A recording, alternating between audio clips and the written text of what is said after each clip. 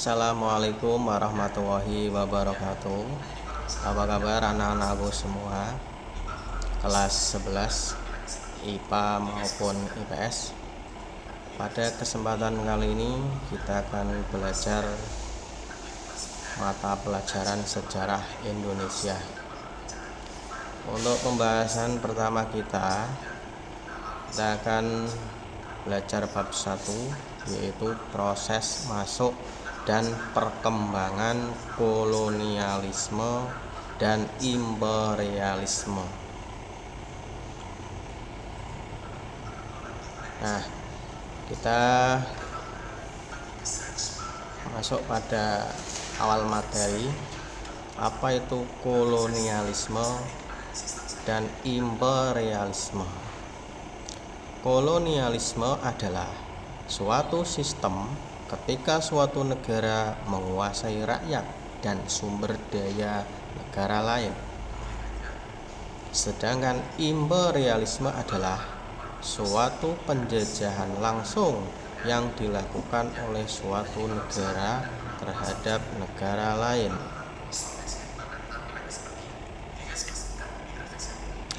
Nah, ini ada peta jalur perdagangan sutra. Mengapa disebut jalur perdagangan sutra? Karena pada zaman dahulu, zaman dinasti Han, Cina ini memperdagangkan kain sutra ke wilayah Eropa. Karena pada waktu itu komoditas perdagangan yang disukai adalah sutra. Makanya disebut jalur sutra. Itu garis merah itu menandakan jalur perdagangan sutra. Nah, ini ada gambar-gambar komoditas jalur sutra perdagangan dari Cina ke Eropa pada zaman dulu. Yang pertama, porselen. Cina menyumbang porselen yang diperjualbelikan di sepanjang jalur sutra. Kemudian sutra. Kain sutra menjadi komoditas utama di jalur sutra. Kemudian rempah-rempah. Rempah-rempah Cina didapatkan dari Indonesia dan diperjualbelikan di sepanjang jalur sutra. Kemudian ada gading, kerang, bulu hewan. Ini juga menjadi komoditas kesukaan orang Eropa zaman dahulu. Kemudian ada bubuk mesio. Bubuk mesio menjadi salah satu bahan yang dibutuhkan untuk kerajaan Romawi. Nah, bubuk mesio ini untuk senjata, untuk perang pada waktu itu. Nah, untuk selanjutnya komoditas jalur sutra dari Eropa ke Cina. Nah, bangsa Eropa dulu menjual giok, terus budak atau perdagangan manusia, terus anggur Romawi, kemudian ada gelas Mediterania, kemudian ada kain wol. Itu komoditas dari Eropa yang diperdagangkan ke Cina. Nah, ini ada gambar-gambar zaman dahulu kerajaan Romawi.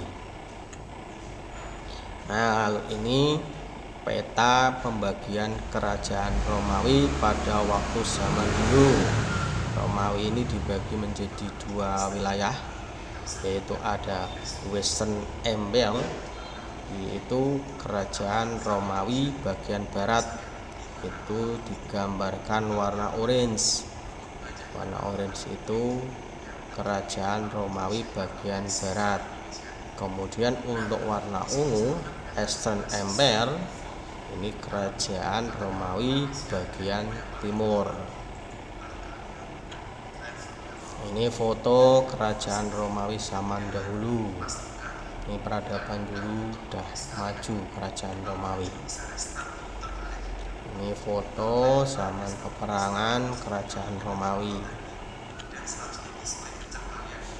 Ini komoditas perdagangan waktu zaman dulu. Nah, kita lanjut. Masuknya bangsa Eropa ke Indonesia. Ini dilatar belakangi runtuhnya Konstantinopel. Tahun 1453, kota Konstantinopel dikuasai Turki Utsmani. Dengan dikuasainya Konstantinopel, Turki menerapkan penutupan jalur perdagangan yang berakibat semakin sulitnya bangsa Eropa dalam mendapatkan barang dagangan. Barang-barang komoditas jalur sutra mengalami kelangkaan.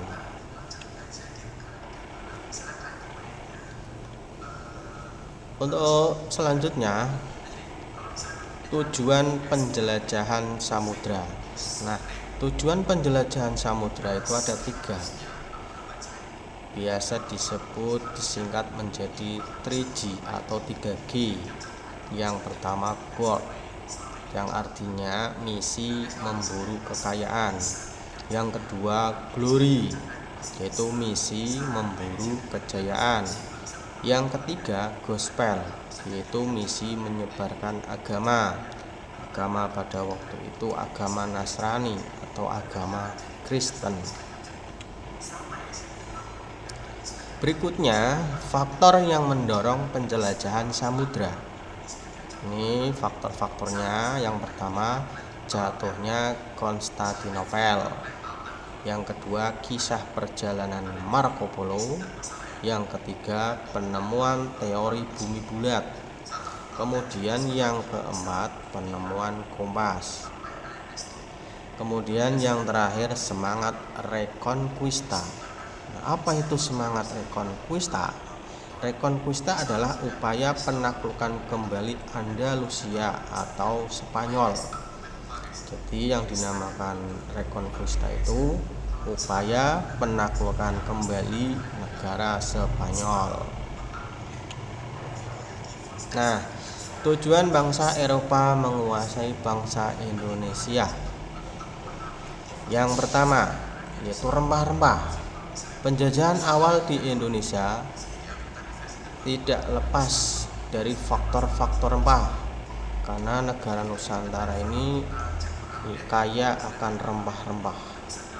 Kemudian yang kedua, wilayahnya strategis. Indonesia sebagai jalur perdagangan dunia sangat menguntungkan untuk para penjajah. Yang ketiga, kekayaan. Indonesia sangat kaya akan sumber daya alamnya, sehingga bangsa Eropa tertarik untuk menjajah di negara Indonesia. Kemudian politik Indonesia, dengan masuk ke perpolitikan di Indonesia, penjajah dapat memuluskan rencana perluasan wilayah. Oke, untuk pembelajaran pada kesempatan kali ini sampai di sini dulu.